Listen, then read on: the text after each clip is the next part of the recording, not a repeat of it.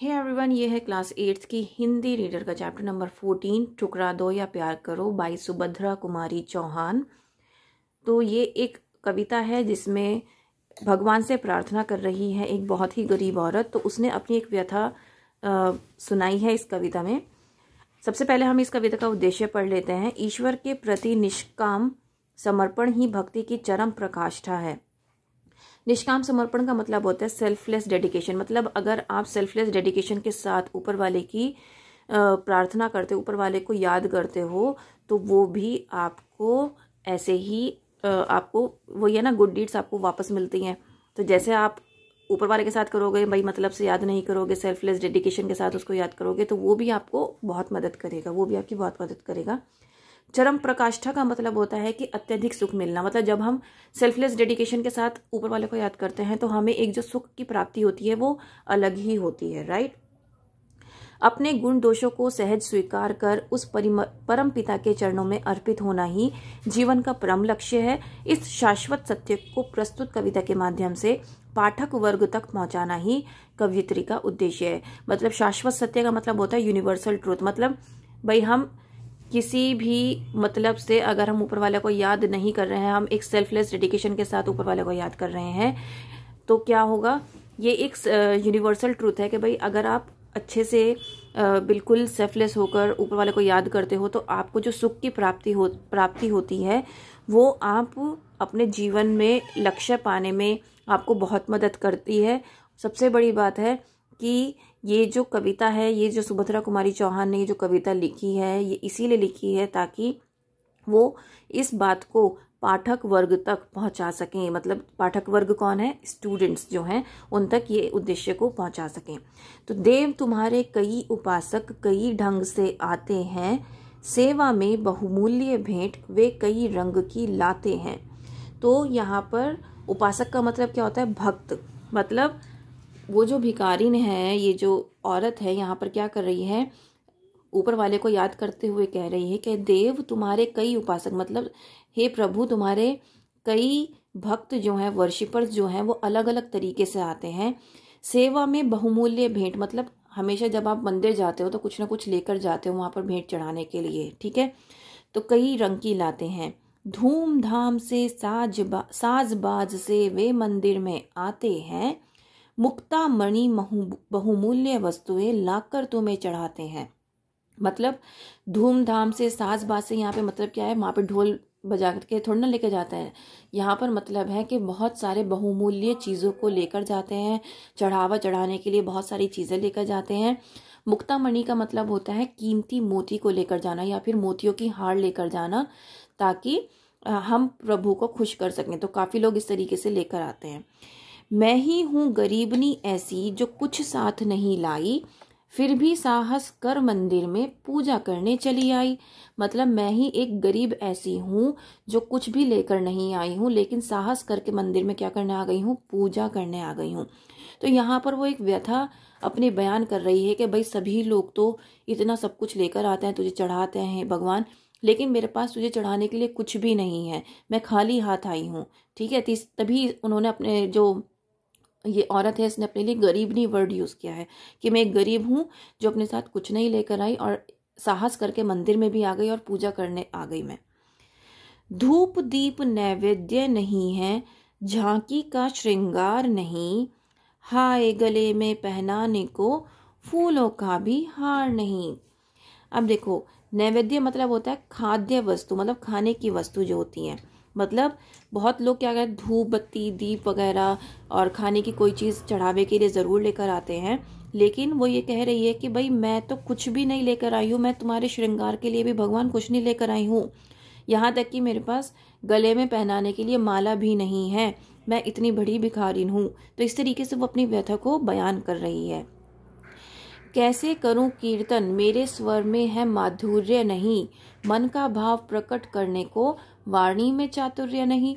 मतलब वो ये कह रही है कि मैं कैसे कीर्तन करूं, मेरे स्वर में तो कोई ताल ही नहीं है, मतलब उसके स्वर में कोई वाणी, इतनी अच्छी वाणी नहीं है, सुर ताल नहीं लगा सकती, वो उसकी आवाज़ अच्छी नहीं है। वो अपने मन के भाव को प्रकट करने के लिए वो किस तरीके से अपने मन के भावों को प्रकट करे, क्योंकि उसके वाणी में कोई चातुर्य नहीं। चातुर्य मतलब भाई चतुरता से लोग क्या करते हैं, हे भगवान मुझे बस इस बार पास कर दे, अगली बार मैं तुझे इतना चढ़ावा चढ़ाऊंगा, करते हैं ना, हम बहुत लोग करते हैं ऐसे, ठीक है ना, बस मेरा ये काम करा दे, मैं तुझे इतने का चढ़ावा चढ़ाऊंगा। लेकिन हम वो काम, जब हम भगवान हमारा वो काम कर देता है तो हम जो चढ़ावा चढ़ाना था ना वो सब भूल जाते हैं, ठीक है। तो वही बात यहाँ पर बोली गई है कि भाई वाणी में चातुर्य नहीं, मतलब चतुराई नहीं है मेरी वाणी में कि मैं अपनी बात को तुझ तक पहुंचा सकूं। नहीं दान है नहीं दक्षिणा, खाली हाथ चली आई, पूजा की विधि नहीं जानती, फिर भी नाथ चली आई। मतलब वो ये कह रही है कि मेरे पास दान देने को, दक्षिणा देने को कुछ भी नहीं है, मैं बिल्कुल खाली हाथ मंदिर में आई हूँ, पूजा की विधि भी नहीं जानती, किस तरीके से पूजा मुझे करनी है, लेकिन मैं तब भी चली आई। क्यों चली आई? क्योंकि वो प्रभु को बहुत दिल से मानती है, ठीक है, इस वजह से वो बस खाली हाथ चली आई। उसने ये नहीं सोचा कि मैं गरीब हूँ, क्योंकि ऊपर वाला तो सबके लिए बराबर है ना, उसके लिए तो, ऊपर वाले के लिए तो गरीब अमीर कोई कुछ नहीं है, सब बराबर है, हम सब मनुष्य एक समान है, राइट। तो वो यहाँ पर वही चीज़ बयान की जा रही है कि वो एक भिखारिन होते हुए भी खाली हाथ आई है, पता नहीं उसकी जो उसकी इच्छाएं हैं वो पूरी होगी या नहीं, तो इसीलिए वो अपनी व्यथा को बयान कर रही है ये भिखारिन। पूजा और पुजापा प्रभुवर, इसी पुजारिन को समझो, दान दक्षिणा और निछावर, इसी भिखारिन को समझो। पूजा और पुजापा का मतलब होता है पूजा की सामग्री जो होती है, मतलब पूजा की सामग्री प्रभु इस पुजारिन को ही समझो जो तुझसे पूजा करने आई है, तेरी पूजा करने आई है। दान दक्षिणा और निछावर, इसी भिखारिन को समझो, मतलब जो दान दक्षिणा जो करनी थी वो भी इस भिखारिन को ही समझो, मतलब सब कुछ इसी को समझो। हे भगवान, जो पूजा की सामग्री है वो इस पुजारिन को समझो, और जो दान दक्षिणा है वो इस भिखारिन को समझो। मैं उन्मत्त प्रेम की प्यासी, हृदय दिखाने आई हूँ, जो कुछ है वह यहीं पास है, इसे चढ़ाने आई हूँ। उन्मत्त मतलब क्या होता है? फ्रेंटिक लव, मतलब बहुत श्रद्धा के साथ किसी बात को कहना। मैं श्रद्धा की प्यासी अपना दिल दिखाने आई हूँ कि मैं कितनी श्रद्धा के साथ तुझे याद कर रही हूँ, कितना मैं तुझे मानती हूँ। तो अपनी श्रद्धा को वो दिखा रही है और बता रही है कि मेरे पास जो है दिखाने के लिए सिर्फ यही है और कुछ भी नहीं है, ठीक है, तो मैं इसी को चढ़ा सकती हूँ और यही चढ़ाने आई हूँ। चरणों पर अर्पित है, इसको चाहो तो स्वीकार करो, यह तो वस्तु तुम्हारी ही है, ठुकरा दो या प्यार करो। मतलब चरणों में अर्पित है, मतलब मैं अपने चरणों, आपके चरणों में अपने आप को अर्पित करती हूँ, चाहो तो आप स्वीकार करो, क्योंकि ये जो वस्तु है, मतलब हम जो है ऊपर वाले की देन ही है ना, ऊपर वाले ने ही हमें बनाया है। तो यह जो वस्तु है, वस्तु उसने अपने आप को कहा है कि ये जो वस्तु है ये तुम्हारी ही है, अब तुम्हें इसको ठुकराना है या प्यार करना है ये तुम पर डिपेंड करता है। मतलब इसने भगवान के सामने अपने आप को अर्पित कर दिया। उसने ये कहा कि भाई आपको अगर ठुकराना है तो ठुकराओ, आपको अगर प्यार करना है तो प्यार करो, मेरे पास जो है वो यही है, मेरा दिल है जिसमें आपके लिए एक अटूट प्रेम है, जिसमें आपके लिए सेल्फलेस डेडिकेशन है कि भाई मैं दिल से आपकी पूजा करती हूँ, बहुत श्रद्धा के साथ यहाँ पर आई हूँ और आपको मानती हूँ। तो इस तरीके से ये भिखारिन क्या कर रही है, अपने आप को एक्सप्रेस कर रही है भगवान के सामने, ठीक है। अब इसका माइंड मैप देख लेते हैं। धूमधाम शानो शौकत से आने वाले, बहुमूल्य भेंट लाने वाले, मतलब कौन होते हैं? ये उपासक होते हैं। उपासक कैसे हैं? जो कि उपासक का मतलब क्या होता है? भक्त, वर्शिपर्स, जो कैसा आता है? धूमधाम से आते हैं, बहुमूल्य भेंट लेकर आते हैं।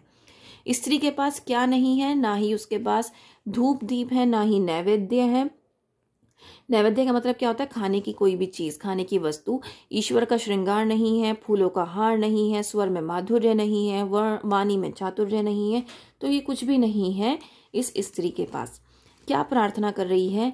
ईश्वर उसे ही पूजा और दक्षिणा समझें, उसके हृदय की भेंट चाहें, स्वीकार करें या ठुकरा दें, वह उन्हीं की वस्तु है। मतलब उसने अपने हृदय को क्या किया है? भगवान को भेंट की है अपने हृदय को, क्योंकि उसने कहा है कि भाई ये तुम्हारा ही दिया हुआ दिल है, अगर तुम चाहो तो इसको स्वीकार करो, अगर नहीं चाहो तो मत स्वीकार करो, तो मैं इसी को भेंट करने आई हूँ। क्योंकि अगर आपका दिल साफ होता है तो ऊपर वाला भी आपके साथ होता है, ये तो सबको पता ही होगा, राइट।